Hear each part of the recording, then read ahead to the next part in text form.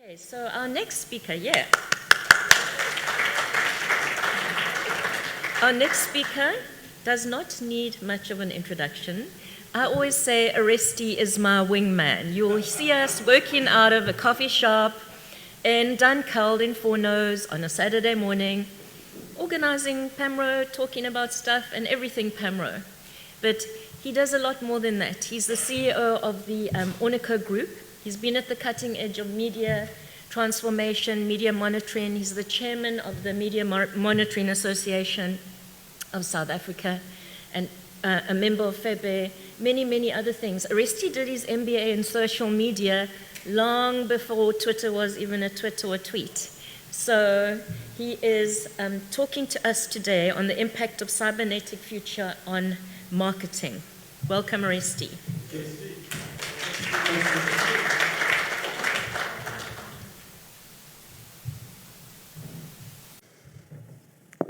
Hey Siri. Hello, Oresti. Yes, I am here. Tell me the exact number of people that are here at Pamro this year. 127 people from around the world registered to attend Pamro 2019 in Mauritius. And Siri, tell me, who are these important people? I know a lot of them are important, but just give me a couple of names.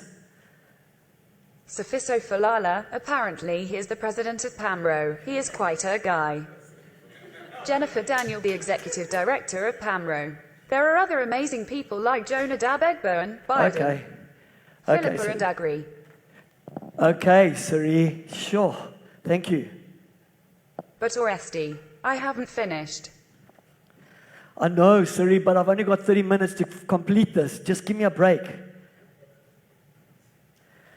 So, Siri, just quickly, how many people are on Facebook in Nigeria? Only Facebook knows. They will not divulge that information. Particularly not to me. Interesting. Okay, and what about in South Africa? Only Facebook knows the numbers in South Africa. They will only provide some approximate numbers. Yeah. So, doesn't that make it really difficult for media agencies, brands, etc., to kind of get the real numbers? But Oresti, you know I cannot comment on that. They may just kill me off. Okay, thank you, Siri. It is a pleasure, Oresti. Enjoy Pamro 2019. Cool. So, Alan, thank you for that talk, because I think I'm going to talk about that intersection of Pillar 12, which is innovation, and specifically about fiber optic. I mean, why do we need fiber optic in the future? So, I'm seriously curious about data, as we all are here. I'm curious about brands, I'm curious about news, I'm curious about research. So, the future actually makes me seriously excited, but it also makes me a little concerned about where we're going. And we all know that there's been a hell of a lot of articles that have been written about data. We know there's a lot of articles written about fake news. So, what is going to happen in the future? But before we go forward, let's go a little bit back. 2016, as researchers, our reputation was trashed. Brexit happened, but none of the researchers predicted it. Donald Trump, Mr. Famous, got elected, and the researchers got it wrong. So what happened, and how do we prevent that happening to us as researchers going forward? So, and I think that's a critical issue, because when they try to speak to Facebook and Instagram, whether it was the UK government, whether it was the FBI, whatever, they couldn't really get those insights into what happened. We all know the peripheral areas of Cambridge Analytica, but we didn't understand exactly what happened. And there was a couple of investigative journalists that actually tried to find what exactly happened during Brexit and the Donald Trump crisis, I'll call it. So when they looked at it, they couldn't find an archive of ads. And that's kind of crazy. These investigative journalists couldn't find how much money was spent behind those campaigns. They couldn't find who was advertised to, how often they were advertised, what money was put in, what impact. And I mean, that's kind of crazy in this world of that we believe should be transparent.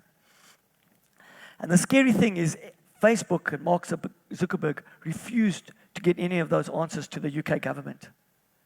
It's unacceptable. So was the UK and was the US society hoodwinked? And were they misled? And I keep asking, specifically with Facebook and all the news stuff that's going out there, is society hoodwinked about Africa at the end of the day? So we're currently consuming data at unprecedented levels and in different ways, and that's before 5G. Can you imagine what will happen during the 5G era? So 5G will really affect news, fake news, data, etc. And I'm here in front of the gods of data and the doyens of the research industry to say, guys, it's really up to us to predict our future. It's up to us, people like Alan, etc., that work with governments to say, listen, guys, we can't accept these monoliths having that kind of data without sharing it with us, as Siri said to us in the beginning. But also about our brands. Actually, it's the brands that are putting money behind Facebook and Instagram and Twitter. But yet they dictating the kind of crumbs of information and data that they're giving us. And then we really believe it at the end of the day. So this discussion and this conversation I'm having is actually about the future. It's really a thought discusser. It's a content, let's just debate it. It's more about that than anything else. And just remember that we cannot predict the future and cannot decide the future with our current headspaces. We need to try and shift our heads into the future. So, now that I've gone a little bit back, let me go even further back. I love science fiction movies. I'm sure a lot of people here, I know that Claire O'Neill loves these kind of, Just think about Star Trek 1966. It was fascinating what they predicted. They predicted the communicator, which we have today. They predicted the translator. They had video conferencing. Just think about that in the context of the 1960s. I mean, it's fascinating what these guys actually think about.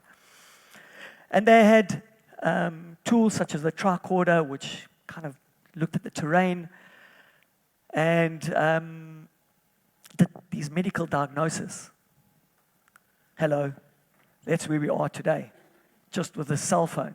And the interesting thing is the cell phone today has got 1,300 times more power, processing power than Apollo 11 50 years ago. And that was this huge thing. And today we have our cell phone, we've got Google Maps, we've got Google Translate, we've got all these things that Star Trek translated, spoke about 50 years ago. And today we can share these images at any time at lightning speed. And so these huge advancements of the internet, and we've developed the phones, we've got a lot of data, but a lot of the fake news as well. So we've truly revolutionized our lives in the last couple of years. And we're really on the cusp of that new revolution today. Many people not even knowing what impact it'll have on us. And it'll bring some of these peripheral things like driverless cars, home deliveries, Internet of Things to the center of where we are today. So a lot has been said about the Fourth Industrial Revolution, and I'm going to just talk about the period because Fourth Industrial Revolution is huge. And depending on who you speak to, they're kind of translated in different ways. But I want to talk about it specifically in the research, marketing, and branding spaces. We're speaking about investing in research, investing in brands, investing in Africa, and I think we need to be the ones that actually take hold of this new world and dictate how we do it. And 5G will have a whole new world going into the future. So the 5G will be able to download, and that's why I said, Alan, I mean, I'm not sure we need to lay fiber optics because the 5G will really have a 2 gig high definition movie downloaded in 6 seconds at the end of the day. And there's two obvious things that 5G will bring, and that's huge speed and masses of data. So what new types of media and creative platforms actually will come about in the future? Augmented reality, virtual reality. And I know a lot of the creatives have actually tried it, and it hasn't worked. In fact, I've invested in a virtual reality company. Believe it or not, we're not making any cash. But it's really an interesting space to be in, and the kind of data that this virtual reality and augmented reality will actually bring about. When Pokemon Go first came out, I think I must have been the first guy to start playing Pokemon Go. I lasted 2 weeks and got absolutely frustrated. But the interesting thing about virtual reality, though, is because I'd invested in it, we've done a show in Paris. And it was fascinating that the two African virtual reality companies had the longest stands. Really, the guys were trying to find out what is happening in Africa, specifically in this virtual reality space. Will we still need all these tools and headsets when we go into the future? And I mean, is that not what's holding back virtual reality, and is that what's not holding back augmented reality and some of the other things that are happening? I don't think so. Wits University, which is a university in Johannesburg, have been the first to connect the brain to two computers which are connected to the internet. Elon Musk is going in the same space. Elon Musk is putting hundreds of millions of dollars into Neuralink, again, connecting the brain to the internet. So AR, VR, self-driving cars, drone deliveries, and the Internet of Things will herald this new fourth industrial revolution. So what changes will the 5G ultimately make? Well, we know it will create a lot more ad inventory going forward. There'll be high-quality screens all over, and augmented reality will kind of create, you won't need the glasses, just windows will be able to be transformed into screens at any time we want to. We won't need our headsets. But when you're driving in these autonomous cars, you'll have that be in your living room now. Yes, there's permissions whether we should advertise in that space, and that's a completely different debate. But we also can foresee holograms. And if we think holograms are not real, Modi, who is the president of India, actually utilized holograms for his campaigns across some of the villages in India. But here's a little story about holograms. Now, it's a pleasure to be here in Las Vegas to present to you. Now, I get invited to do keynotes across the globe. And while it's easy for me to be here in Las Vegas, it isn't always easy for me to travel across the world. And even when I do, I can't always speak the local language. Well, what if neither language nor distance mattered for me to deliver a fantastic keynote? What if technology could help me be anywhere I needed to be and speak any language I wanted? Well, it can. We are bringing together the power of mixed reality and Azure AI services to create a truly game-changing experience. What you're about to see is an exact hologram of me wearing the same outfit that we recently captured at a mixed reality studio.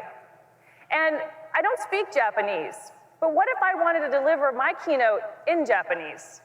Using Azure AI technology, I can translate my English into Japanese and train it to sound exactly like me, the same voice tones, those same inflections.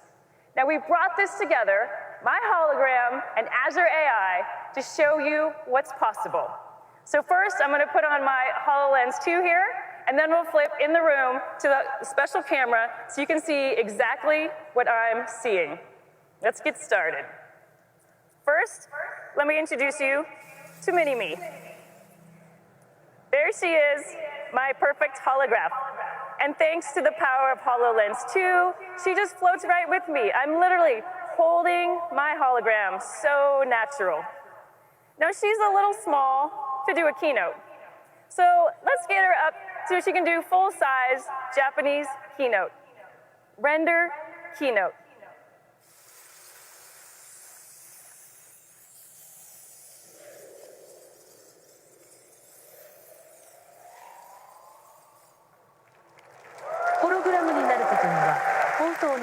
べきことがあります。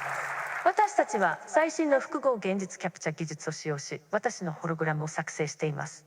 実在の人物をホログラムとして見たことがあるかもしれませんが、私が実際に日本語を話しているのが新しいのです。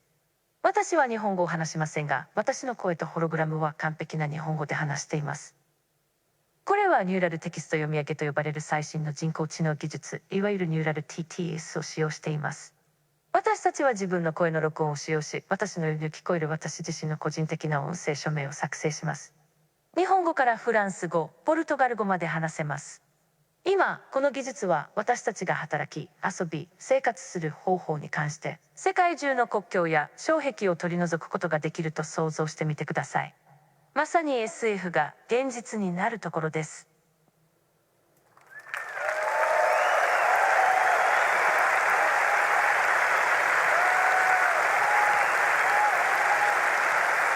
Now, as you can see, this is mind-blowing technology. And what you just saw was my life-size hologram, my exact replica, rendered here in real time, speaking Japanese with my unique voice signature. To do this, we use mixed reality technology to create my hologram and render it here live. Then we use Azure's speech-to-text capability and English transcription to get my speech, then use Azure Translate to get the speech into Japanese, and finally applied neural text-to-speech technology so it sounded exactly like me, just speaking Japanese. And I kept that little bit on because I think the temperature wouldn't have raised that much had we had that speech to text when Alan was actually talking in the beginning.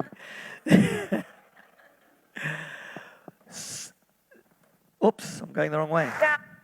Okay, so with self-driving cars, being one of the self-driving cars, drone deliveries, augmented reality, IoT, the Internet of Things, that being a major feature of the fourth industrial revolution, that's what 5G will actually enable kind of going forward. With such high-speed connectivity, marketers and media owners ultimately will need to prepare for this new digital revolution, where ad load times become real time. This will lead to a whole new generation of analytics that we'll need to assist marketers in order to be able to organize and tweak campaigns in real time again. Just think about it. You utilize your e-wallet and you purchase nappies. At my age, I've got to start thinking about it. Then you know that you don't actually need to start actually advertising to me for nappies for the next couple of weeks. So this whole integration between everything becomes really important. So as more aspects of the consumer starts getting connected, more data will be created and real-time analytics will become so much more advanced. But again, the profile of the consumer will change. His journey will change. And much more importantly, the consumer touch points will increase absolutely dramatically. And I think that ties up into your speech kind of going forward.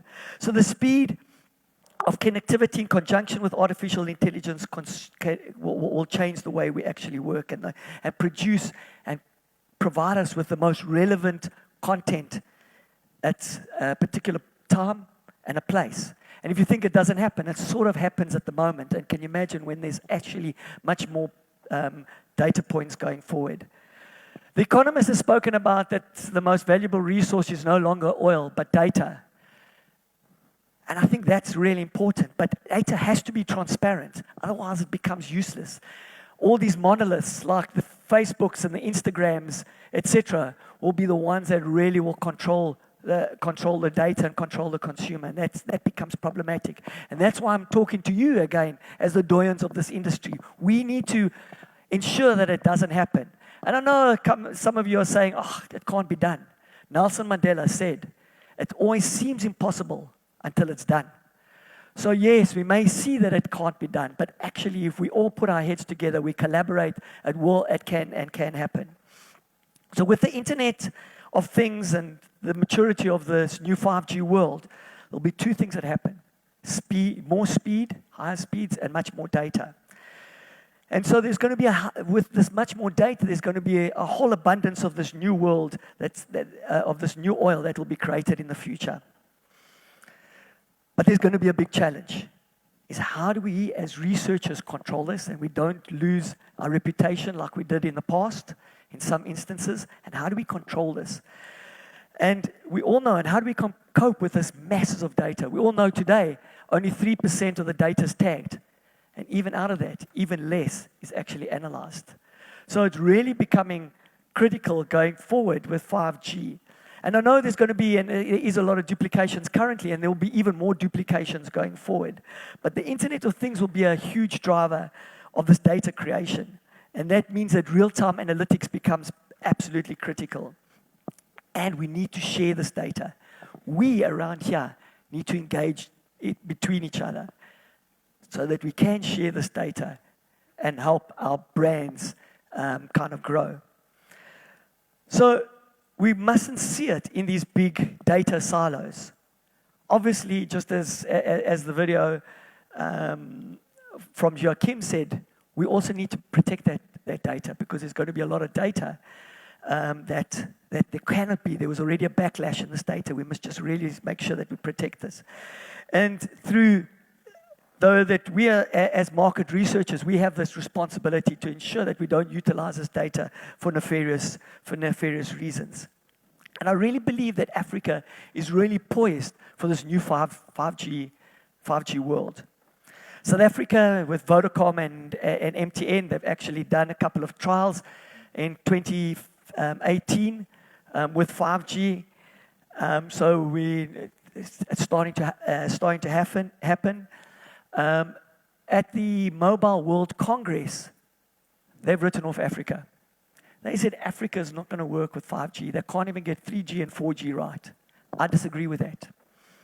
With Huawei being in Africa and ultimately having so many hundreds of thousands of patents, I really believe partnering with Huawei and the likes will really get us and help us leapfrog as we've done in the past.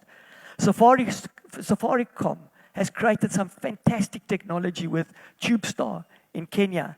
And they also looking at certain 5G operating base stations, specifically in the urban areas, but ultimately that has really kind of will help us again leapfrog. So 5G technology will make a huge impact on economic growth for us as a continent. Again, we need to look at bandwidth and make sure that bandwidth is freed. And the reality, I believe, is that we need to partner. There's going to be so much data that if we don't partner, it's going to become absolutely problematic. But we also know we need to partner not with each other, but with our brands.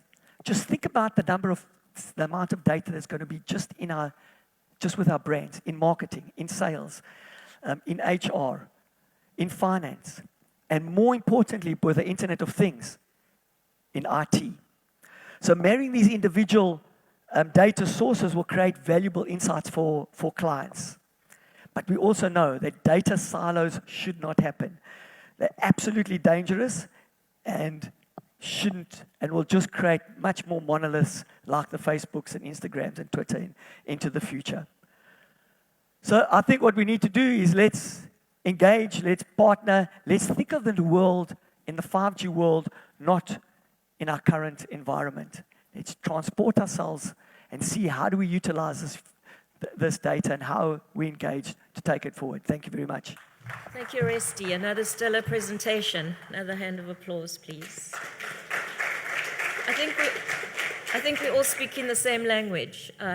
Alan kicked it off. Okay, so we know our challenges. We're talking to them. 5G, we've got to get it. We've got to get all of our state broadcasters, not just SA, to move away from digital analog to DTT to free up the spectrum. That is key. And there's a data avalanche, guys. We know that. We're talking to all of you. We need to make sense of it all. That's what it's about. And many people have been talking about African proverbs. And the one I always talk about, is if we want to go far, go together. If you want to go fast, go alone.